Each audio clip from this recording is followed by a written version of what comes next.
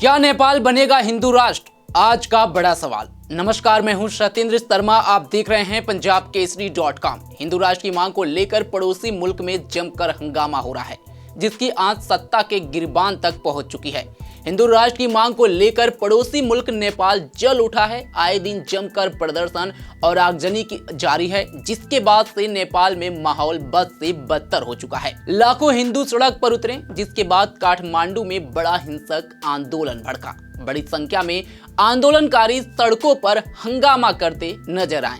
इनके तेवर बेहद आक्रामक दिखे और ऐसा लगा जैसे ये नेपाल में सत्ता को उखाड़ फेंकेंगे। हालात इतने बिगड़ गए कि राजधानी काठमांडू में कर्फ्यू लगानी पड़ी। नेपाल में राजशाही समर्थकों के हिंसक प्रदर्शन के बाद पुलिस ने क्रैकडाउन शुरू किया है। अब तक कम से कम 51 लोगों को गिरफ्तार कर लिया गया है। शुक्रवार को पुलिस ने 17 प्रमुख लोगों को भी गिरफ्तार किया, जिनमें राष्ट्रवादी प्रजातंत्र पार्टी के वाइस चेयरमैन रविंद्र मिश्रा भी शामिल हैं। पार्टी के महासचिव सोमशेर राणा को भी गिरफ्तार किया गया है। राजशाही समर्थक कार्यकर्ता स्वागत नेपाल, शेफर्ड लिंबू और संतोष तमांग के अलावा कई और नेताओं को हिंसा फैलाने के आरोप में फिलहाल गिरफ्तार किया गया है।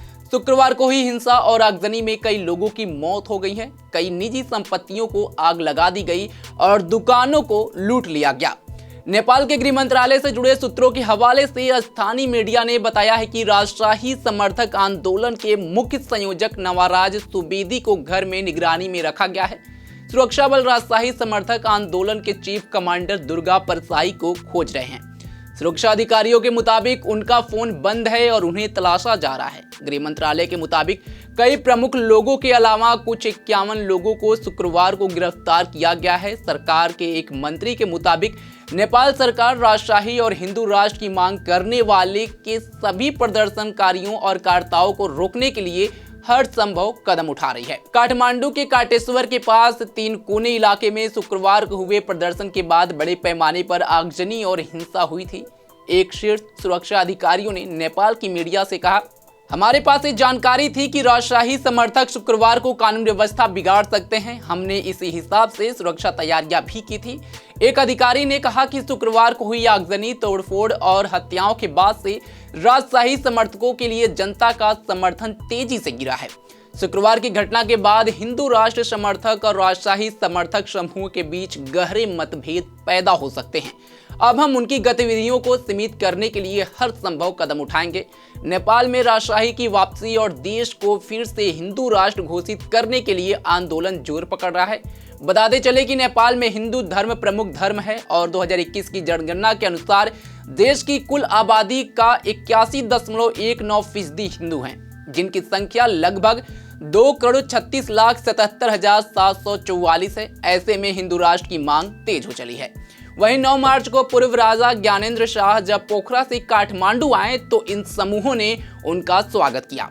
राष्ट्रीय प्रजातंत्र पार्टी के अलावा कई हिंदूवादी समूह भी इस आंदोलन में शामिल हैं। इसका नेतृत्व 86 वर्षीय सुवेदी कर रहे हैं, जो 1980 के दौर में राष्ट्रीय पंचायत के चेयरमैन थे। ये पार्टी विहीन पंचायत व्यवस्था के दौर में नेपाल का विधानमंडल था। वहीं राष्ट्रीय पंचायत पार्टी के संपर्क विभाग के प्रमुख उद्धव राज भेटुवाल ने इन गिरफ्तारियों को अवैध बताते हुए सभी को तुरंत रिहा करने की मांग की है। वहीं सरकार के प्रवक्ता सुब्बा गुरुंग ने शुक्रवार को हुई अहम कैबिनेट बैठक की जानकारी देते हुए कहा कि इस बैठक में आगजनी, हत्याओं और लूटमार की आलोचना की गई। उन्होंने कहा कि सरकार सभी घायलों का मुफ्त इलाज कराएगी। गुरुंग के मुताबिक सरकार ने शुक्रवार की घटना में शामिल सभी लोगों पर कार्रवाई करने के निर्देश दिए हैं। गृह मंत्रालय के मुताबिक इस आगजनी में 9 सरकारी और 6 निजी वाहन जला दिए गए। इसके अलावा प्रदर्शनकारियों ने घरों, रेस्तरां और सार्वजनिक स्थलों समेत 13 इमारतों को आग लगा दी। हिंसक झड़पों में नेपाल पुलिस के 53 कर्मचारी, 22 आर्म्ड पुलिस के जवान और 33 प्रदर्शनकारी घायल हुए हैं। और नेपाल की राजधानी काठमांडू में फिलहाल इस वक्त कर्फ्यू लगा दिया गया है। माहौल बद से बदतर है। पुलिस प्रशासन हरकत में है, सरकार भी हरकत में है। प्रदर्शनकारियों को रोकने के लिए, गिरफ्तारी के लिए पुलिस मार्च निकाल रही है और धीरे धीरे करके एक फुटेज के आधार पर प्रदर्शनकारियों को गिरफ्तार किया जा रहा है। लेकिन हिंदू राष्ट्र की मांग को लेकर के नेपाल में जो ये आंदोलन शुरू हुआ है वो थमने का नाम नहीं ले रहा है। बीते कुछ सालों से लगातार आए वक्त हिंदू राष्ट्र की मांग तेज होती जा रही है और उसी कड़ी में कल यहां पर एक बड़ा हिंसा देखने को मिला। हिंदू राष्ट्र की मांग बुलंद हो रही थी और उसी बीच नेपाल की राजधानी काठमांडू में बड़ा हिंसा हो गया, जिसके बाद से अब हर तरफ नेपाल की राजधानी काठमांडू में कर्फ्यू लगा दिया गया है और पुलिस व्यवस्था यहां पर निगरानी कर रही है। फिलहाल आज के लिए बस इतना ही। देश दुनिया की तमाम खबरों के लिए जुड़े रहे हमारे साथ और देखते रहें पंजाब केसरी.com। धन्यवाद।